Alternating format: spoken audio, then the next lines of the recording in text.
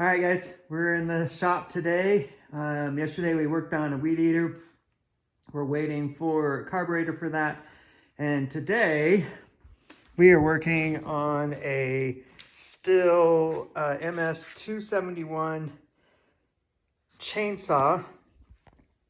Customer brought it in and it was almost like it was binding when we initially started.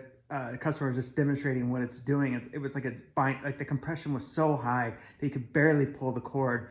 As you can see in my opening there, I'm able to pull it.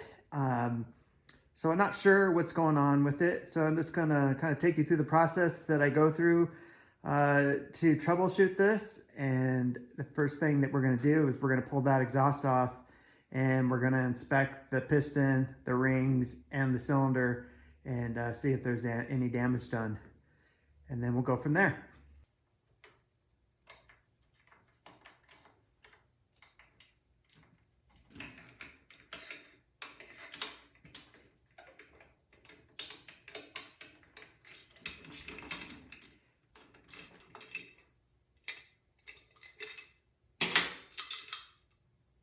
All right, exhaust is off and something is going on and I do not know what yet. I got a light back here. I don't know if that's helping or not. Maybe the phone is putting off, but you kind of could see some scratch marks on there. I just took a little, like a toothpick, it's wood, because I kind of want to see what the piston is glazed. It looks like there's ring marks on the piston. Let's see. Try to pull it. Like, see, that part of the piston looks fine. That looks like normal piston, but you can see some horizontal marks on the piston there. Let's see. Let me bring it back down. Like I mean, it's like something sticky. So here comes it looks like it overheated, but here we are, and then there's that. The back of the cylinder looks okay. Yeah, I don't know. It's like it's sticky. Let's smell the gas or look at the gas that's in it. All right, there's the gas. Kind of hard to see. Maybe it's better this way. It's got a blue tinge, dark blue. So there's definitely oil mix in it. All right, next thing I'm gonna do is test the compression. So I have a compression tester, screws into the top of the cylinder. I suspect it has plenty of compression.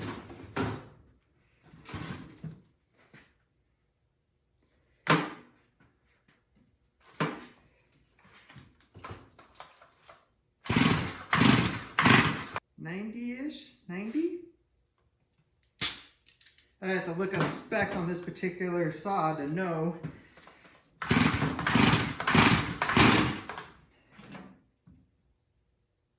So we're sitting about 90 PSI. I'm almost wondering if if you saw the oil mix too, how dark it was. So I'm wondering if the customer put a heavy oil mix to try to lube it up in there. I got some two-stroke oil right here, and this particular saw is 50-to-1.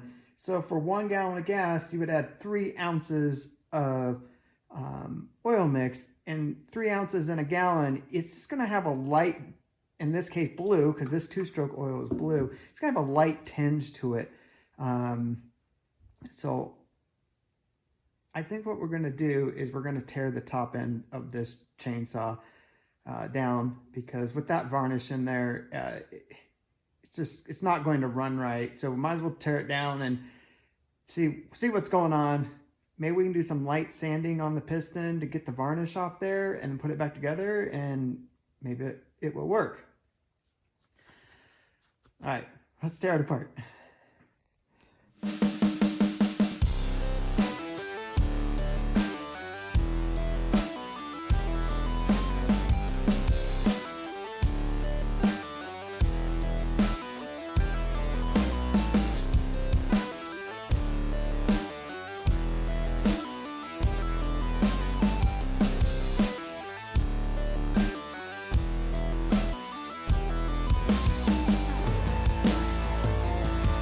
right, got the top end tore off, and here's the piston. It has overheated. If you look at that coloring, and it goes from fine to kind of light to really dark. So it's definitely been overheated. I thought it was varnished by this looking at it, but of course that's why we take it apart and we look. You see right here too on the wrist pin. Let me put it back in the camera. You can see the marks there where that bearing was riding, and it left burn marks in that as well. The intake side is not too bad. Looks pretty good, but of course as you go this way, not sure if the light's helping or not, maybe it's not. You'll see it get darker, darker. Of course, the exhaust side. All right, here's the cylinder. You can kind of see some vertical marks. If I run my finger on it, I don't really feel them, but you can see them. This would be the exhaust side. Hard to show you. What light do I need? Same thing. I see vertical marks, but if I run my finger on it, I can't feel it. All right. In my opinion, the whole top end of this chainsaw needs to be rebuilt to make it right. I'm going to suggest a new cylinder, new piston, wrist pin, bearing, just because of the overheat. And one concern I have is this pin here, the wrist pin. I've done these before, and there's a little bit of pressure to get them out, but this one is not moving. So that with the overheat, things are expanded the way they shouldn't have, and it's not right anymore.